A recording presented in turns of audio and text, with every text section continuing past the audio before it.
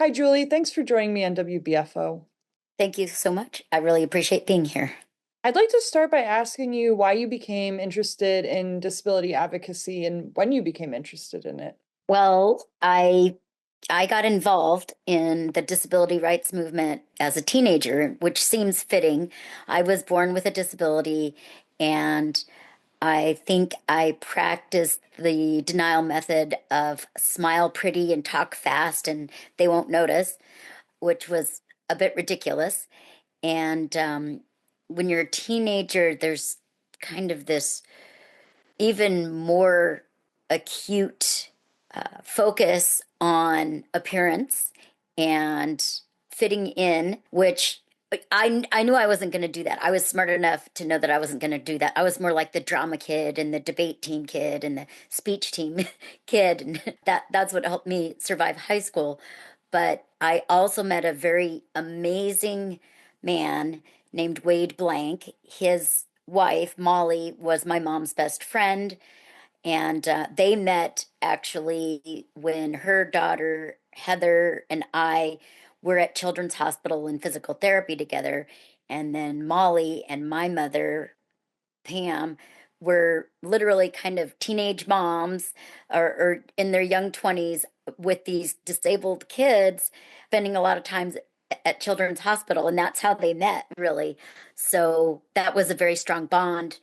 And when Molly married Wade, he came into our lives and he started a an independent living movement in Denver, Colorado, with another man named Barry Rosenberg when they were youth counselors or activities directors, youth counselors in a youth wing of a nursing home, which is pretty disgusting that there was a youth wing of a nursing home. And they would take these kids to Grateful Dead concerts and bowling and whatever the hippies were doing, they were out there doing it too. And they literally loaded up a bunch of these people who were in this horrible place where they were being abused every kind of way you could be abused, and they just drove away in this like VW microbus and started taking care of people in the community. They got them into kind of a rundown apartment building kind of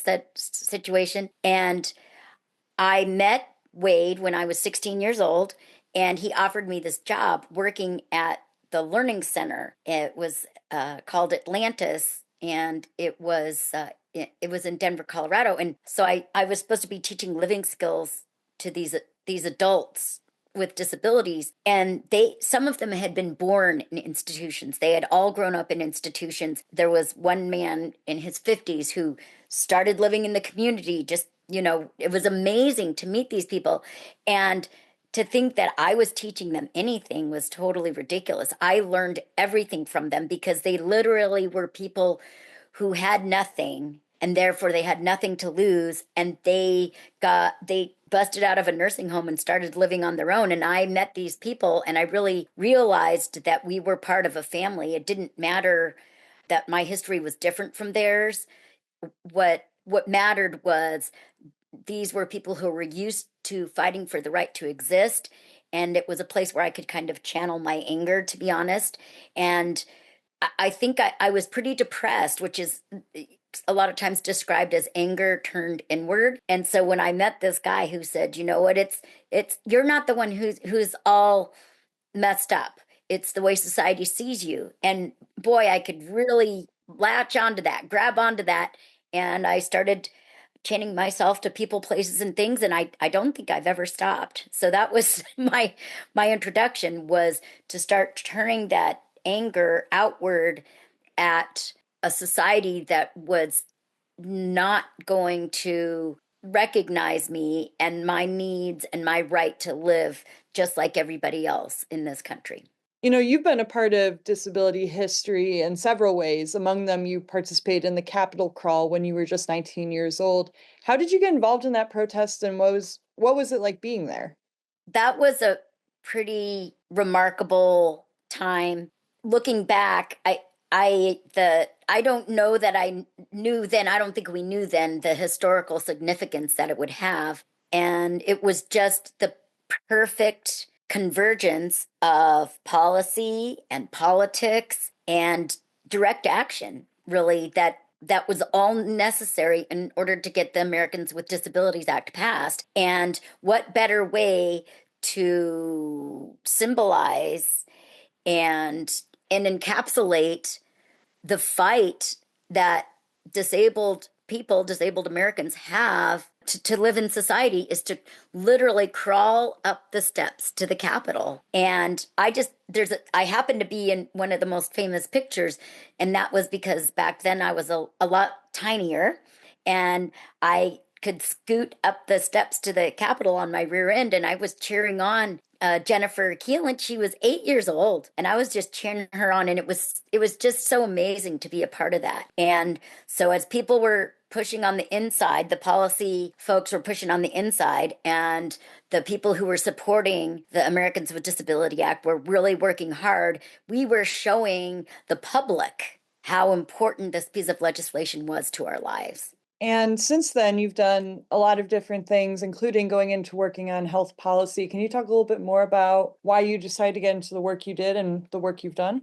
I decided I got addicted. People, one of my favorite terms is wonk, a policy wonk, and it's WONK, which either stands for without normal knowledge, which I really like, or it's the word no spelled backwards.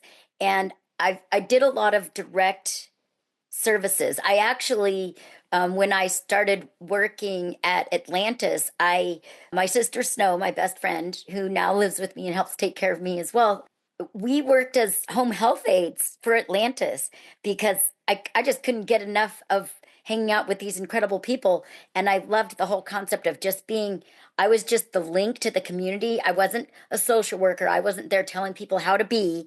I was just this, really critical link. They were the boss, being able to participate in society. And with Adapt, I think it was pretty funny, like because I could really scoot on my butt pretty quickly almost everywhere. I ended up finding a lot of secret ways into buildings and things like that. And I don't know what it is, but I feel like I'm still good at it. I'm 56 now, so I guess I've been doing this for 40 years, and I can find the pocket and I can get in there and I can provide a voice for what we're doing, what we're fighting for. If you could give advice to a younger you or another person with a disability just getting started on their own self-advocacy journey, what would you tell them?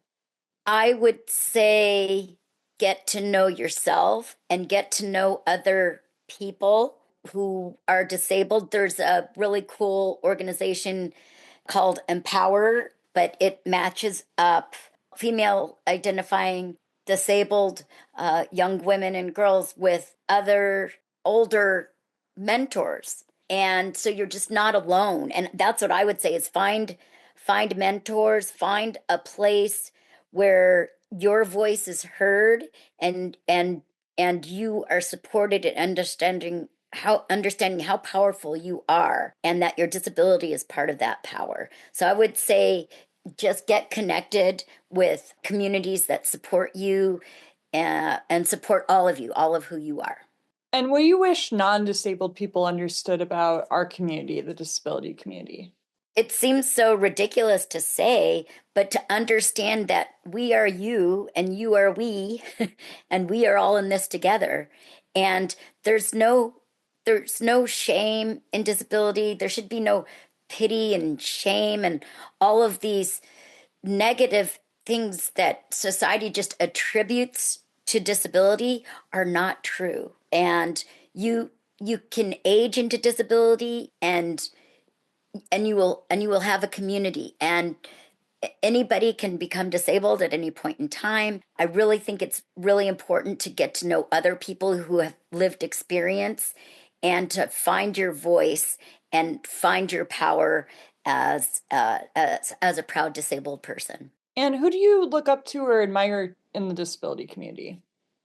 If you had to name one person who's made a Uh, well, if I have to name one person, it's so incredibly easy because she is the queen, and that would be Anita Cameron. And Anita Cameron and I, let's see, I think I've been doing this for 40, I think I've been doing this for 40 decades.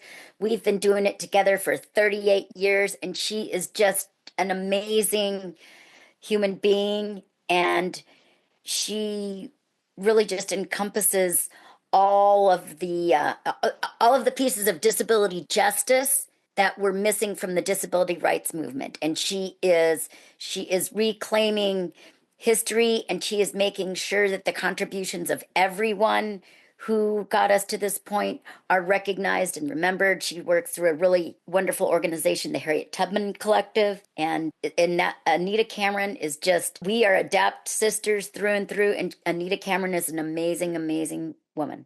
Correct me if I'm wrong, but she's also from New York. She's from Rochester, and she participated in the crawl with you, right? Oh, yes. Yes, she did participate in the crawl. And yeah, we've definitely crossed the country and even gone to Canada, changing ourselves to people, places, and things, and making a difference.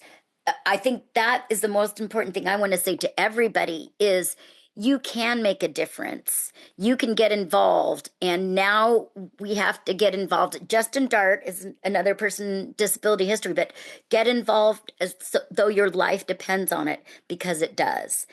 That's the advice that I would give to the everyday person who who can see that we need to take back our power and our voice and be strong and work together. And lastly, is there anything you've learned in your career that sticks with you? Maybe a skill or an idea that you carry with you every day? I appreciate that in my work history and through school that I can look at policy, and I can work on policy, and it's this bird's eye view. And I always say that policy is looking at how trillions of dollars trickles down to be pennies worth of services, and can we make it dimes?